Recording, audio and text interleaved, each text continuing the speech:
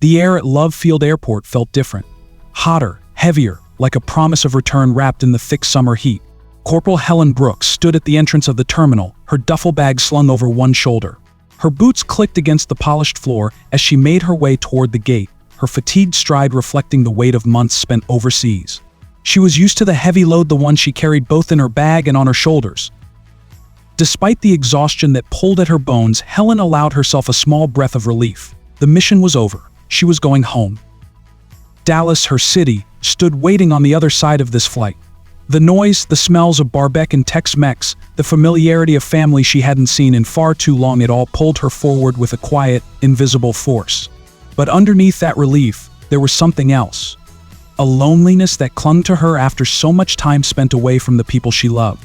The uncertainty of what awaited her, as if the homecoming would somehow feel foreign after all she'd endured. As she reached her gate, a boarding pass was handed to her.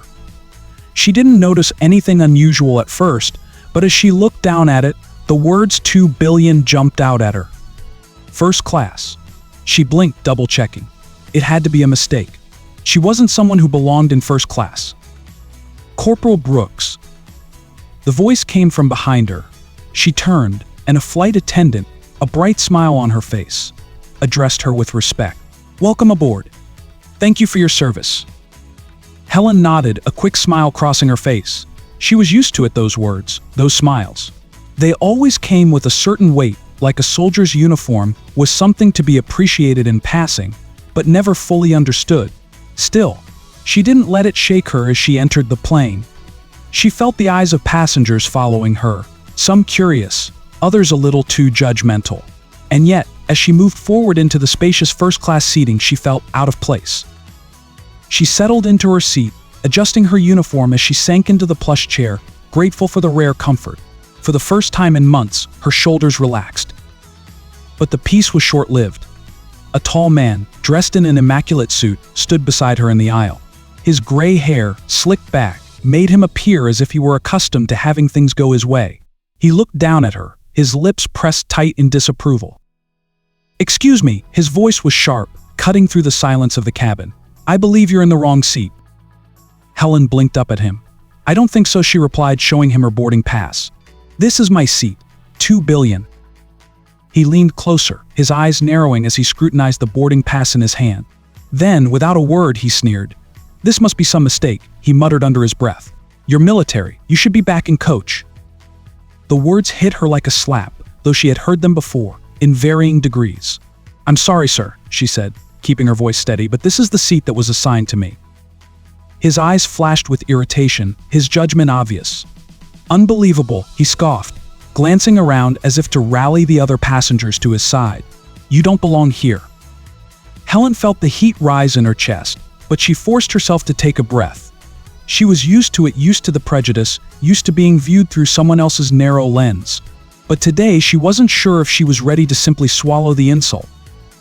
Before she could offer a response, the flight attendant appeared at the man's side. Her voice was polite but firm. "Is there a problem here, sir?" The man, now visibly flustered, recounted the situation, his voice rising. "I think there's been a mistake. This woman should be in coach."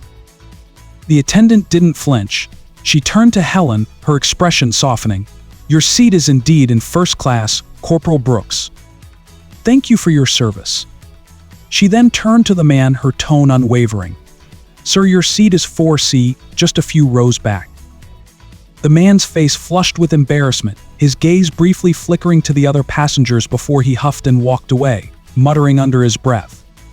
Helen sat back in her seat, her body taut with a mixture of relief and lingering frustration. She couldn't shake the feeling that the encounter was a reminder of a larger issue and ongoing struggle she had faced throughout her life. The flight continued with little else of note.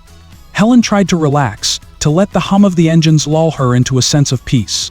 But the earlier confrontation gnawed at her, turning her thoughts inward. She stared out the window as the plane ascended into the sky, the landscape below a patchwork of green fields and winding roads. Above the clouds, she should have felt at ease, but instead, she felt the weight of the man's words pressing on her chest. His words were a reflection of something deeper, a prejudice that she had spent years fighting against, both in uniform and outside of it. Her mind wandered back to the battles she had faced. Not just the physical ones, the ambushes, the long nights in the field, but the battles of perception. The silent ones, the quiet judgment of those who couldn't up or wouldn't understand her sacrifice. The moments when her uniform was a badge of honor for some, but a symbol of otherness for others. She'd been told that being a soldier was noble, that it came with a sense of respect, but in her experience, that respect often came with an invisible asterisk. For a moment, Helen thought about offering to switch seats, anything to avoid further confrontation. But she knew that wouldn't solve the problem. She couldn't let it go. She'd spent her life pushing past the barriers placed before her, and this man's condescension was no different. It stung, but it was nothing new. As the flight continued, Helen's resolve strengthened. She pulled out a small notebook and pen from her bag, and within the steady rhythm of the plane's engines, she began to write. The words flowed quickly, coming from a place deep within her, a place she hadn't fully acknowledged until now. Her hand moved swiftly across the page, pouring out a message she didn't even realize she needed to write. The note was simple, but it carried a weight that made her heart pound. She had written from the heart, hoping her words might break through the barriers the man had erected in his mind. She folded the note carefully, sealing it with a quiet finality. "Excuse me," she said, flagging down the flight attendant who had earlier come to her defense. The attendant approached, her face warm with understanding. "Could you do me a favor?" Helen asked, holding out the folded note. "Please deliver this to the man in seat 4C." The attendant took the note with a gentle nod, her face revealing a subtle understanding of the depth of the request. "Of course, Corporal Brooks. I'll make sure it gets to him." Helen watched as the attendant walked down the aisle, her steps calm and steady. When she reached the man, Eric Rogers, she handed him the note, offering only a soft glance in Helen's direction. He looked up at the flight attendant, his expression unreadable before he opened the note.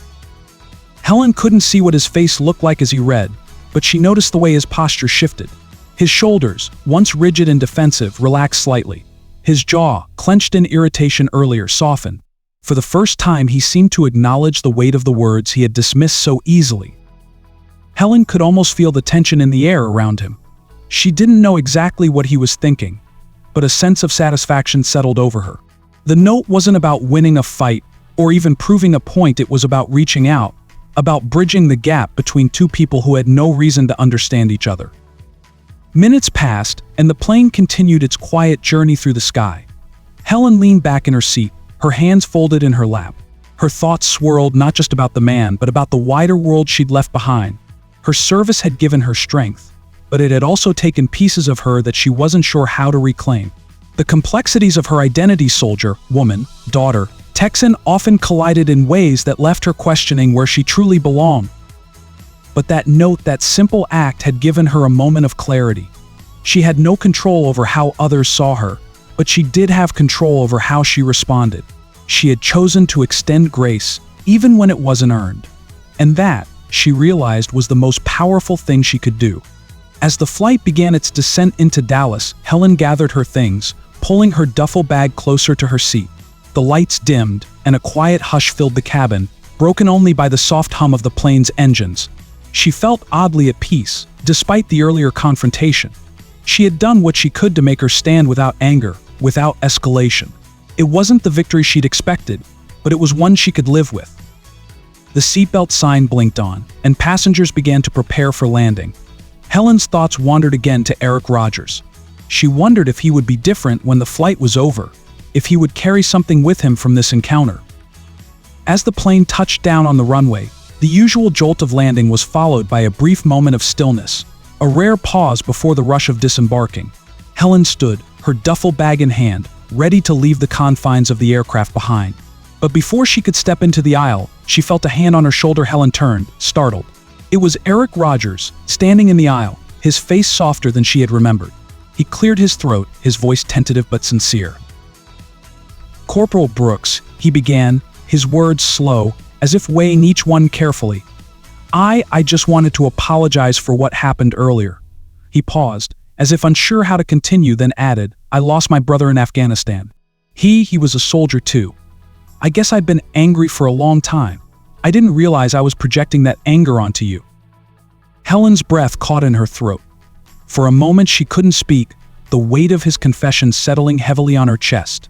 It was a truth she hadn't expected to hear, one that explained so much of his earlier hostility. She could see now that his words hadn't come from a place of mere condescension, but from the raw, unhealed pain of loss. She placed a hand on his, a gesture of quiet solidarity. "I understand," she said softly. "I've seen that pain too. It doesn't go away, but it doesn't mean we should let it control us." Eric nodded, swallowing hard. His eyes were filled with a quiet intensity, the kind that only comes from facing grief head-on. "I know. I just wanted you to know that I didn't mean what I said. It wasn't about you." Helen met his gaze, her heart heavier now, but in a different way. She had come to see the world through the lens of her service, but in this moment she realized that grief had no uniform, no particular shape. It had no boundaries, only those who chose to carry it, and those who chose to help carry it for others. After a long shared silence, Eric extended a hand, offering her a business card. "If you ever need anything, or if you just want to talk, my door's always open. I want to learn, to understand more. Maybe you could help me with that." Helen looked at the card, her mind briefly replaying the brief but impactful exchange. She'd heard enough apologies over the years to last a lifetime, but this felt different. This wasn't just an apology, it was an invitation to start again, to move beyond the barriers they had both carried. She smiled, a genuine warmth spreading through her. "Thank you, Eric," she said. "And I think I'd like that." As the passengers began to deboard, Helen and Eric exchanged one last look. It wasn't the end of their story, but a beginning, a quiet understanding between two people who had been shaped by the same war, but in different ways. Helen walked off the plane, her heart lighter than it had been in months. She wasn't sure what the future held, but in that moment, she knew that she had taken a step toward healing, not just for herself, but for someone else too. In the distance, through the terminal's large windows, she could already see the faces of her family waiting. The weight of the past was still there, but for the first time in a long time she felt ready to face it, to continue her journey not just as a soldier, but as someone who had learned the power of compassion and the value of finding common ground in the most unexpected places. And for the first time in a long while, the future didn't feel so uncertain. It felt like a chance for redemption, both hers and his. So if you love this story, be sure to subscribe, hit the bell, and comment below. Your interaction helps us grow.